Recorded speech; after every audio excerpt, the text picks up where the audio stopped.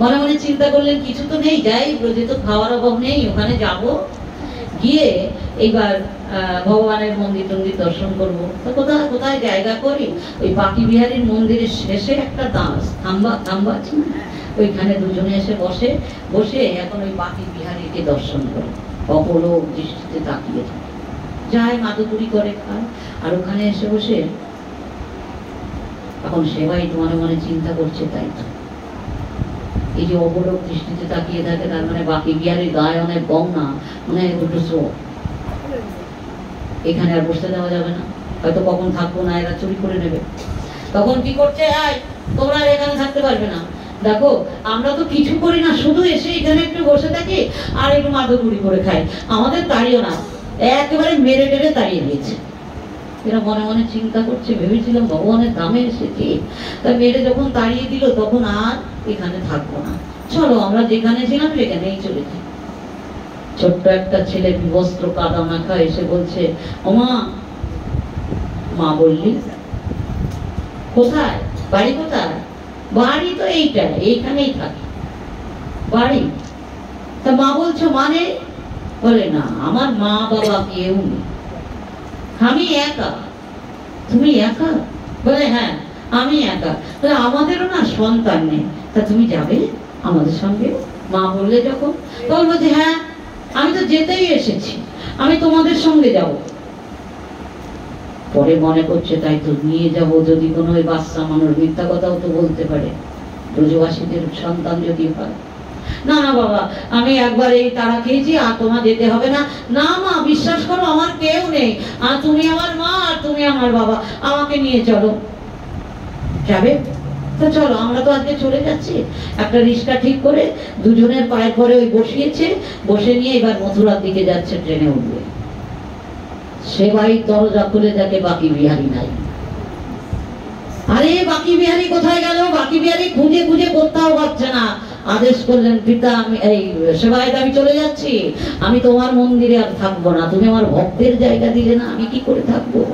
আমি থাকবো না, ভক্তের জায়গা দিলে? বলে হ্যাঁ, তাদের সঙ্গে আমি চলে যাচ্ছি, আমি মথুরা রাস্তা। ছুটতে ছুটতে সেবাই গেছে, গিয়ে দেখে সেই দুইজন মাঝখানে উনি বসে আছে। তুমি এই বেশে কাদা মাটি মেখে তুমি চলে যাচ্ছ ব্রজ ছেড়ে? বলে হ্যাঁ, ভক্ত যেখানে আমি সেখানে, তাই আমি এই ভক্তের সঙ্গে চলে যাব। তুমি আমার ভক্তকে তাড়িয়ে দিয়েছো, আর তাড়াবো না বাকি দিকে। চলো তুমি, চলো তুমি ফিরে, এই ভক্ত ওই মন্দিরেই থাকবে। বাকি বিহারী ফিরে এলেন, মন্দিরে দাঁড়ালেন। সেবাই মনে মনে চিন্তা করলেন, যদি বাকি বিহারী ছেড়ে চলে যান, তার জন্য ঝলক দর্শন ওই এক পলক না ফেলা কাউকে একভাবে দেখতে দেবে না। ওই একবার বন্ধ করে একবার খোলে, একবার বন্ধ করে ঝলক দর্শন। ভগবানকে এইভাবে যদি দর্শন করা যায়, ভগবান যেতে পারে না, কখনোই ভক্তকে ছেড়ে যেতে পারে না। কিন্তু আমরা তো আটকে রাখতে পারি না, নাকি? কামনা বাসনায় ভরপুর, কি করে আটকে রাখবো? হ্যাঁ, এই জন্য যোগী মুনি ঋষিরা তারা কি করে, তারা গভীর অরণ্যে চলে যায়। ভজন করতে কোথায় যায়? গভীর অরণ্যে, যে কিচ্ছু থাকবে না, কিছু চাইবো না। বাবার সঙ্গে গেছিলাম বিন্ধ্যাচল পর্বত, সেখানে এক সাধু দর্শন করলাম, অনেকগুলো সাধু দেখালো। তার মধ্যে একজন সাধু দেখি যে গাছের পাতা চড়াই করে জাল করছে, পাথরে পাথরে ঘষিয়ে লেগে আগুন ধরিয়েছে, তিন পাশে তিনটে পাথর দিয়ে পাতা দিয়ে জাল করছে, পাতা পড়েছে আর পাতার বিছনা সবই ওই। বাবা জিজ্ঞাসা করছে, বাবাজি আজকে এটা কি করছে? গাছের পাতা। বলে এই 7 দিন লাগেনি আজকে, মনে হচ্ছে একটু লাগবে, তাই ওটা জাল হচ্ছে প্রসাদ পাতা। অন্ন বস্ত্রে বাসস্থানের অভাব নেই, সে সাধু ওখানে পড়ে আছে কেন? পড়ে আছে তার কারণ, আমার ভগবান ছাড়া ভগবানের দানকেও অস্বীকার করি, আমি নেব না, আমি শুধু ওনাকেই চাই। নন্দ মহারাজা চেপে ধরে রয়েছে, কিছুতেই নামবে না, নামতে দেবে না। গোপাল ওখানে ছটপট ছটপট করছে, কতক্ষণ ধরে রাখা যায় দুরন্ত ছেলেকে? মনে ভাবছে যে ছেড়ে দিয়ে হাতটা ধরো, ছেড়ে দিলে তো তাকে আর ধরা যায় না। গোপাল এবার ছুট দিয়েছে, ছুটে কোথায় গেল? ওই যে গাভী মহিষ, ছুট ছুটতে ছুটতে ওদিকে চলে গেছে। সর্বনাশ, নারায়ণ তুমি রক্ষা করো, আমার ছেলেটাকে রক্ষা করো, ওই দেখো বড় বড় গাভী মহিষের মধ্যে চলে গেছে, কোথায় গুতা দেবে, কোথায় পাঁচতলা পড়ে যাবে, রক্ষা করো। এবার নন্দ মহারাজা পেছন পেছন ছুটছে আর গোপাল যাচ্ছে।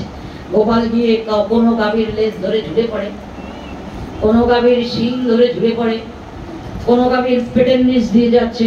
বলে যার পেটের নিচ দিয়ে যাচ্ছে সে নিজের বাছুরকে ঠেলে ফেলে দিয়ে লাথি মেরে গোপালকে এগিয়ে দিচ্ছে বারটা, গোপাল আমার দুগ্ধ পান করো। আবার কি করছে, যার শিং ধরে ঝুলে পড়ছে সে আবার শিংটা নিচু করছে, যার লেজ ধরে ঝুলে পড়ছে সে আবার লেজটা নিচু করছে, যার গলার কাছে যাচ্ছে সে আবার গা চেটে চেটে আদর করছে। নন্দ মহারাজ দেখে মনে মনে চিন্তা করলেন, ও আসলে ছেলেও আমার গাভীও আমার। যারা গাভী পোষে তাদের বাড়ির লোককে কিছু বলে। নন্দ মহারাজ বললেন গাভীও আমার, ছেলেও আমার। এই জন্য এরা বুঝতে পেরেছে আমার ছেলে যাক, চিন্তা মুক্ত আমি, যা ঘুরে আয়, ও গাভীরা কিচ্ছু বলবে। এটা বাৎসল্য প্রেমবান ভক্তের কথা। আর এরা এরা এরকম করছে কেন, যে ভগবানকে কাছে পেয়েছি, গোপালকে আমরা কাছে পেয়েছি, তাই গা চেটে চেটে আদর করছি, নয়ন জলে ভাসছে। এইবার ঘরে এসেছে গোপালকে নিয়ে, যশোদা গোছানো হয়েছে? বলে হ্যাঁ। এসো, গোপালকে খেতে দেবো, নিয়ে এসো। হ্যাঁ এই নাও। তবে আজ থেকে আমি চিন্তা মুক্ত, মানে মানে কাল হতে আমার গোপাল গোষ্ঠে যেতেই পারবে। কি বললে তুমি? আমার ছেলে গোষ্ঠে ভাবলে কি করো? আরে তুমি দাসদাসী দিয়ে করো, আমার ছেলে কোনোদিন, আমার গোপাল কোনোদিন গোষ্ঠে যাবে না। আমি কত আরাধনা করে আমার গোপালকে পেয়েছি, কষ্ট করবার জন্য। গোষ্ঠে মানে কষ্ট না, আমার গোপাল গোষ্ঠে যাবে না। শোনো, আগে গোষ্ঠে তো যেতেই হবে। গোপাল ছাড়া আমার আপন বলতে কে আছে বলো তো? বলতে পারবো তো? আমরা বলতে পারবো তো গোপাল ছাড়া আপন কেউ আছে না? যতই ভজন সাধন করি না কেন, গোপাল ছাড়া আমার আপন কেউ নেই, এ কথা বলতে পারবো না। নন্দ মহারাজ এটাই বললেন, ও ছাড়া আমার তো আপন কেউ নেই। আমি যে ও গোষ্ঠে যদি না যায়, আমি তো বৃদ্ধ হয়ে গেছি, আমি তো পারি না। দাস দাসী দিয়ে করো, চাকরকে দিয়ে করাও। দাস দিয়ে কি গাভী পালন হয়? নিজ হাতে করতে হয়। তাই আমার গোপাল কাল থেকে গোষ্ঠে যাবে। তুমি শোনো, আরে গোপাল ওই চলে গেছে গাভীর মধ্যে, কিন্তু গাভীগণ কেউ কিচ্ছু বলেনি। গা চেটে চেটে আদর করছে, শিং ধরে ঝুলে পড়লে তার শিংটা নিচু করে দিচ্ছে, তারপরে লেজ ধরে, আরে জানো পেটের নিচ দিয়ে যাচ্ছে, দুগ্ধ খেতে দিচ্ছে, আর গোপাল তাদের দুগ্ধ পান করছে। তাহলে তো চিন্তা নেই। ঠিক আছে শোনো, তুমি বললেই আমি বিশ্বাস করে গেলাম, তবে বিশ্বাস তোমাকে করতে হবে, যেহেতু তুমি তার মিথ্যা কথা বলবে না। তবে এক কাজ করো, আমার গোপাল এখন ছোট, ওই বড় বড় গাভী মহিষ চড়াবে না, তাহলে বাছুর ছোট ছোট। তারপর আমার ওই চোখের সামনে, মানে আমি এখানে রান্না করব, নারায়ণ সেবা দেবো, আমার চোখের সামনে গোপাল গোষ্ঠী চালন করবে। বেশ, তাই হোক, সেটাই হোক, আগে আসুক। কি বড়টা না করো, ছোটটা তো করো। আচ্ছা ঠিক আছে, তাই হবে। সকালবেলায় মা যশোদা আমার গোপালকে সাজাতে বসেছে। আমার গোপালকে মা যশোদা সাজাতে বসেছে। যেদিন আপনার ইন্দ্রিয় শিথিল হয়ে যাবে, স্মরণে ভজন করবে। স্মরণে ভজন, মনে মনে ভজন। হ্যাঁ, মন দিয়ে ভজন, মুখ দিয়ে উচ্চারণ হবে না। এই জন্য তো লীলাটা সব জানতে হবে গো। আমি একজন বৈষ্ণবের দেহত্যাগ দেখেছিলাম। তিনি মাত্র 7 দিন বিছনায় ছিলেন। একদিন সন্ধ্যাবেলায় দেখতে গিয়ে দেখি, মানে তার অসার দেহটা পড়ে আছে, ডান হাত দিয়ে, চোখ বন্ধ, কোনো স্মরণ নেই, কিন্তু ডান হাত দিয়ে, সন্ধ্যা হয়েছে না, যেটা অভ্যাস, উনি ডান হাত এরকম করে ঘোরাচ্ছে। তার মানে কি, এটা করে এরকম করে ঘোরায় কেন? সন্ধ্যা হয়েছে হচ্ছে বৈষ্ণব। সারা জনম যেটা করবে শেষের দিন সেটাই তুমি পাবে। আর সারা জনম যদি মায়ার চিন্তা করো, শেষের দিন মায়া এসে হাজির হবে। তাই সারা জনম তুমি গোবিন্দ চিন্তা করো, লীলা চিন্তা করো। আজকে মা যশোদা সাজাতে বসেছে। কেমন ভাবে সাজাচ্ছেন? আমার মনোমতো করে সাজাবো তোমারে সুন্দর গোপাল আমার মনোমতো করে সাজাবো তোমারে সুন্দর গোপাল আমার গলে বনমালা দিব বাঁশি দিব কারে ললাটে তিলক দিব যতনে পরায় ললাটে তিলক দিব যতনে পরায় তুমি মৃদু মৃদু বাজাইও সুমধুর সুরে সুন্দর গোপাল আমার মনোমত করে সাজাবো তোমারে সুন্দর গোপাল পরনে পীতাম্বর দিব পরায়ে চরণে নূপুর দিব যতনে পরায়ে চরণে নূপুর দিব যতনে পরায়ে তুমি ঝুনো বাজাইও সুমধুর সুরে সুন্দর গোপাল আমার মনোমত করে সাজাবো তোমারে সুন্দর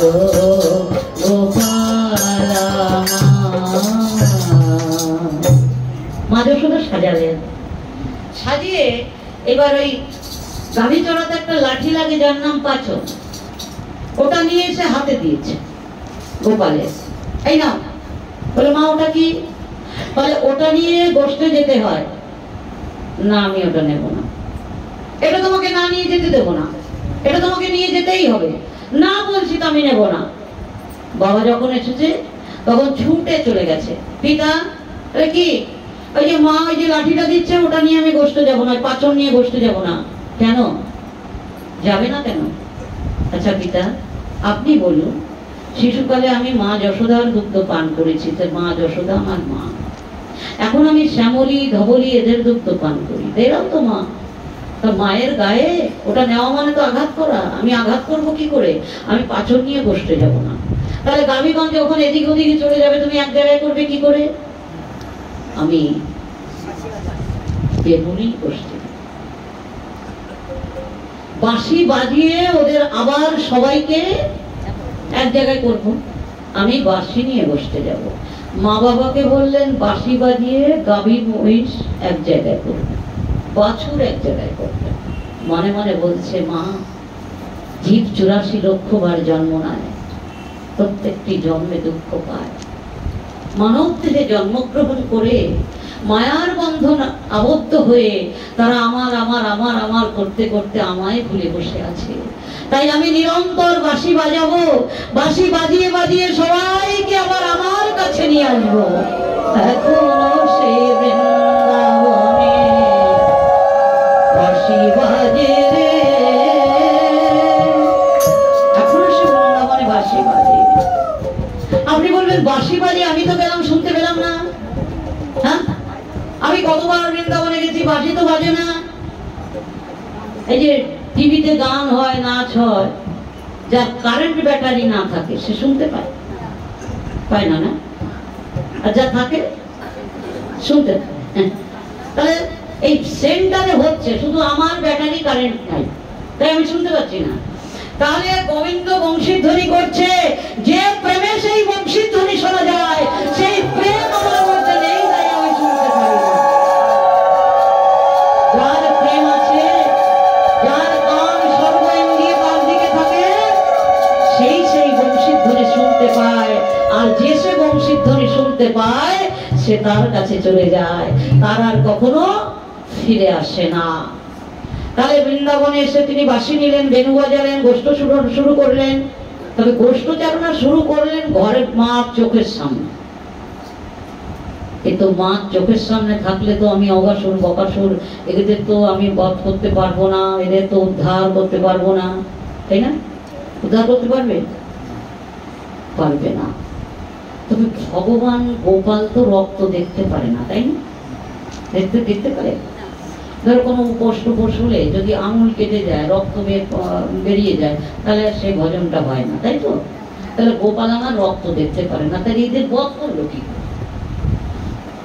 দেখুন, স্বয়ং ভগবান যখন আসে, ভগবানের আর যত অবতার আছে সেই অবতারগুলো স্বয়ং ভগবানের সঙ্গে মিলিত হয়।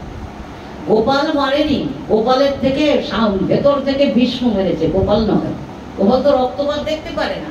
তাহলে এদের বধ করব কি করে, এদের উদ্ধার করব কি করে? ভগবান আসেন এদের উদ্ধার করতে।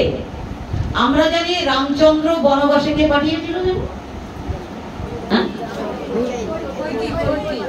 কইকেই মাতা বনে বেশ পাঠিয়েছিলেন না? কেউ মা যদি সেই রকম হলে কইকেই মাতা নাকি? আচ্ছা, কইকেই মাতা কি রামকে বনবাসে পাঠিয়েছিলেন?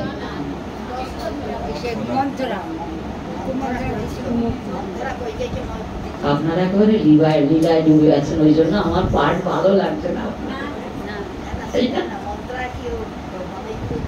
ও মন্থরাও নয়, কইকেও নয়।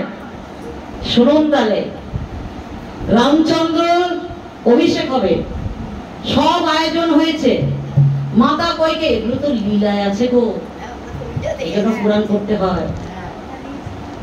মাতা কইকেই মালা তৈরি করছে যে আমার মতো রামকে কৌশল্যাও ভালোবাসে না, তাই আমার মালা রাম পরবে। ঘরের মধ্যে মালা তৈরি করছে, রামের প্রবেশ। মা কি করছো? বলে এই যে মালা তৈরি করছে, কালকে এই মালাটা প্রথম তোকে আমি পরাবো। মালা তৈরি করছো, দেখি তো। আচ্ছা, মালাটা শোনো, রাখো। এবার আমি এসছি, আমি বড় না তোমার ওই মালা বড়? বলে তুই বড়, তবু এই মালাটা তো তোকে পরাবো। বসেছে রাম, মালাটা হাত থেকে সরিয়ে দিয়ে বলছে, মা তুমি আমার একটা উপকার করবে। কি উপকার? বল। তোর উপকার করবো না তাই কখনো হয়? কথা দাও, উপকার করতে হবে। হ্যাঁ, আমি কথা দিলাম। কেন করবো না? তুই আমার ছেলে, আমি ঠিক করবো। বলছে